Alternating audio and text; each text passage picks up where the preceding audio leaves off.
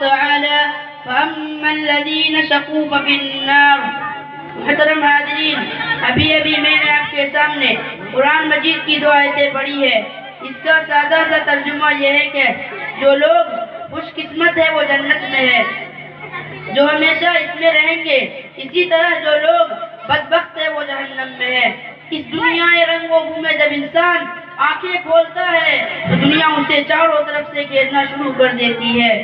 جس طرح کنویں کا مینڈک یہ سمجھتا ہے کہ اس کی دنیا کنواں ہے، اس طرح کم عقل انسان یہ باور کر لیتا ہے کہ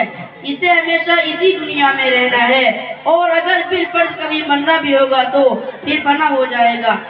ہڈیاں خستہ ہو جائیں گی، جسم کے اعضاء ٹکڑے ٹکڑے ہو جائیں گے، اور اس سے اس دنیا کے بارے میں کوئی سوال نہیں کیا جائے گا۔ مگر اس دنیا میں انبیاء علیہ السلام تشریف لائے، انہوں نے بتایا کہ تمہارا یہ تصور انتہائی غلط ہے، یہ دنیا امتحان گاہ ہے، یہاں تم آزمانی کے لیے بھیجے گئے ہو، یہاں کی تمہاری ہر حرکت اور ہر سکون کا حساب ہوگا۔ اگر اس دنیا کے رہنے والے انسان نیک عمل کریں گے، صحیح راستے پر چلیں گے، خداوند قدوس کے احکام کی نافرمانی کرے گا، اللہ کی بنائی ہوئی زمین پر اکڑ کر چلنا چاہے گا،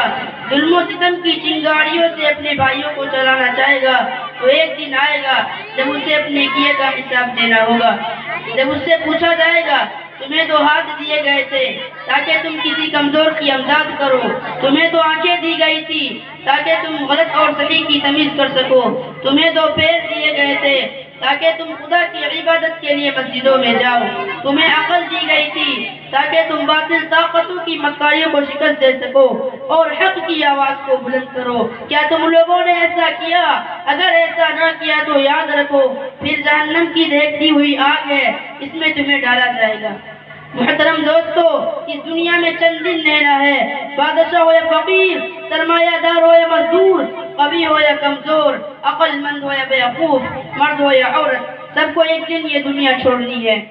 یہاں کا سیم و زر، مال و دولت، جائیداد و زمین، دکان و کوٹھیاں، کوئی آپ کے ساتھ نہیں جائے گا۔ ہمیں یہ سب چھوڑ کر ایک ایسی جگہ جانا ہے جہاں ہمارے نیک اعمال ہی کام کریں گے۔ چند پیسے جن کے ذریعے ہم نے کسی غریب کی مدد کی ہے، چند رکعتیں نماز جو ہم نے خلوص نیت سے ادا کی ہے، چند میٹھی باتیں جو ہم نے کسی مجبور و بے کس کو اطمینان دلانے کے لیے کی ہے، یہی چیزیں ہمارے کام آئیں گی، اور دنیا کا تمام ساز و سامان ہمارے لیے بیکار ہے۔